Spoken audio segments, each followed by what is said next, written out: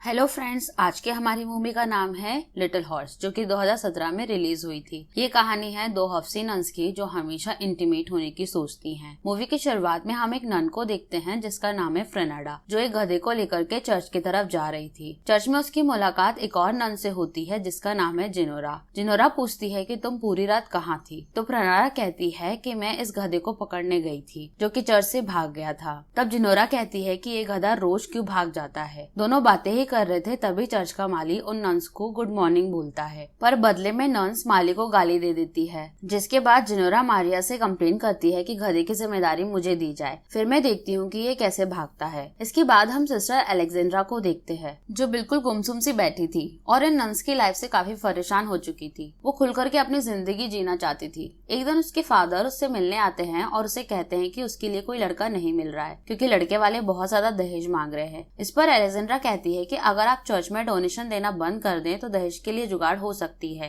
लेकिन इस पर उसके पिता साफ मना कर देते हैं। अगले दिन तीन सिस्टर्स बुने हुए कपड़े को लेकर जा रही थी कि तभी ठरकी माली लुड़को वहां आ जाता है और वो सिस्टर्स को काफी गंदी नजरों से घूरने लगता है। तभी सिस्टर्स उसे देख लेती हैं और उसको बहुत मारती हैं। इधर फादर थोमासो सिस्टर्स के बुने हुए कपड़ों को बेचने के लिए बाजार जा रहा था, जहाँ रास्ते में उनकी मुलाकात होती है लुड़को से। लुड़को उनसे कहता है कि अब वो चर्च में काम नहीं करेगा क्योंकि सिस्टर्स ने उसको जीना हराम कर रखा है और आज तो उसे पीटा भी था। तो फादर उससे रिक्वेस्ट करते हैं कि आगे से ऐसा कुछ नहीं होगा, तुम प्लीज मत जाओ, मगर लुड़को नहीं मानता और वहाँ से चला जाता है। अगले सीन में हम देखते हैं किंग ब्रूनो को, जो कि अपनी वाइफ के साथ डिनर कर रहे थे और अपनी वाइफ से कुछ जरूरी बात कर रहे थे, लेकिन उसकी वाइफ का ध्यान अपने नौकर पे था क्योंकि उन दोनों का अफेयर चल रहा था। अब रात में नौकर से रानी कहती है कि उसका हस्बैंड कोई काम का नहीं है, उसका प्राइवेट पार्ट मुझे सेटिस्फाइड नहीं कर पाता। इसके बाद ये दोनों इंटीमेट हो ही रहे थे कि तभी वहाँ ब्रूनो आ जाता है। इससे पहले कि ब्रूनो उसे देख पाता वो वहाँ से भाग जाता है। ब्रूनो उसकी शक्ल तो नहीं देख पाता है मगर उसे भागते हुए देख लेता है और उसे शक हो जाता है कि ये कोई उसका नौकर ही है। अब वो नौकरों के क्वार्टर में जाता है और सभी की छाती पर हाथ रखकर देखता है कि कोई अभी भागकर आया है तो उसकी सांसें तेज चल रही होगी। ब्रूनो अब उसी नौकर की छाती पर हाथ रख देता है जो कि उसकी वाइफ के साथ इंटीमेट हो रहा था। उसकी सांसें बहुत तेज चल रही थी पर अंधेरा होने की वजह से वो उसे पहचान नहीं पाता। ब्रूनो उसकी चोटी काट देता है ताकि उसे पता चल जाए कि वो कौन था,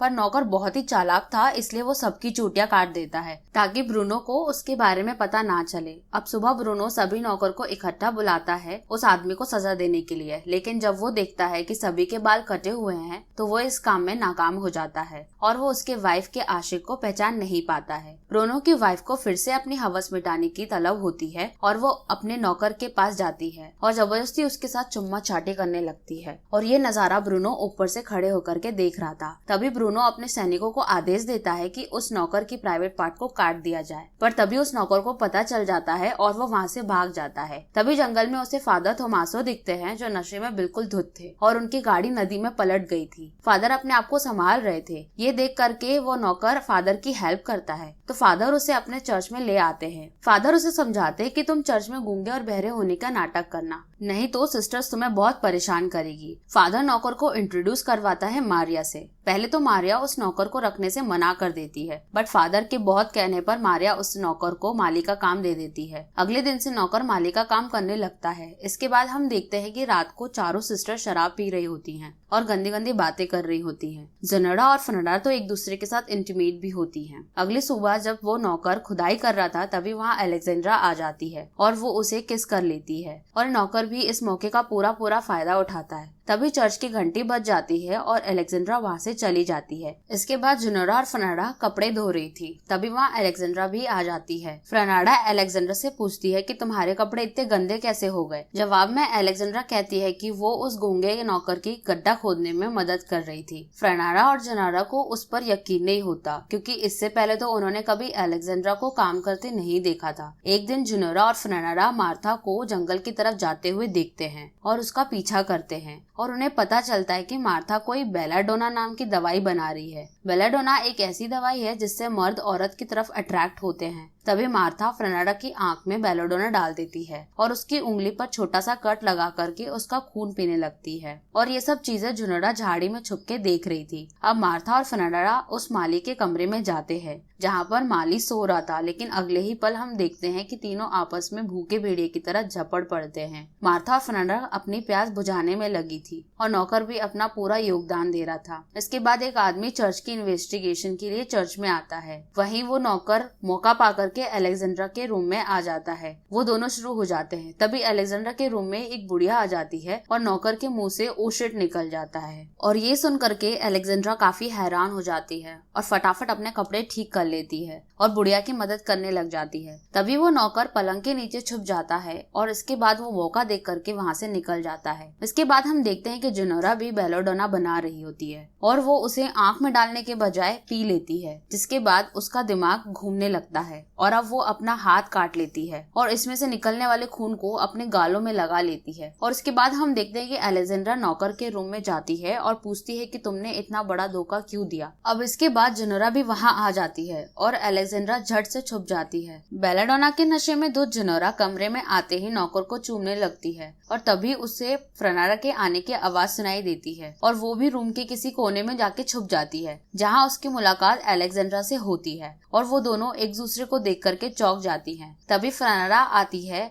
और चाकू की नोक पर नौकर को जंगल में लेके चली जाती है। अब अलेक्जेंड्रा और जुनोरा उसका पीछा करने लग जाती हैं और जंगल में पहुंच करके वो देखती हैं और देख करके शॉक हो जाती हैं, क्योंकि जंगल के बीचों बीच आग जल रही थी और बिना कपड़ों के कुछ लड़कियां उस आग के चारों ओर घूम रही थी और पास ही में रस्सी से बंधा वो नौकर भी पड़ा हुआ था। इस सिचुएशन को देख करके अलेक्जेंड्रा को पता चल जाता है कि मार्था और फेर्नांडा उस नौकर की बलि चढ़ाने वाले थे। मार्था उस नौकर को मारने वाली होती है, तभी वहाँ पर जुनोरा आ जाती है और उन चुड़ैलों को मारने लगती है। मार्था जुनोरा को शांत करने की कोशिश करती है, बट नशे में धुत जुनोरा मार्था को मारने लगती है और इतना मारती है कि उसे बेहोश कर देती है। अलेक्जेंड्रा जुनोरा को मार्था को मारने से रोकती है और तभी वो नौकर बोल पड़ता है कि वो गूंगा बहरा नहीं है। तभी खून में लटपट नंगी जुनोरा चर्च में पहुंच जाती है और चिल्ला चिल्ला करके सबको इकट्ठा करती है और सबको बताती है कि फेर्नांडा एक डायन है। तभी रूम से फादर थोमासो निकलते हैं, जिसे देख करके सभी हैरान हो जाते हैं और अगली सुबह सबको सजा सुनाई जाती है। फादर थोमासो एक दूसरे चर्च में शिफ्ट हो जाते हैं, जहाँ पर सिर्फ मर्द रहते हैं और उस नौकर को किंग ब्रूनो के हवाले कर दिया जाता है और ब्रूनो उसे जेल में बंद कर देता है।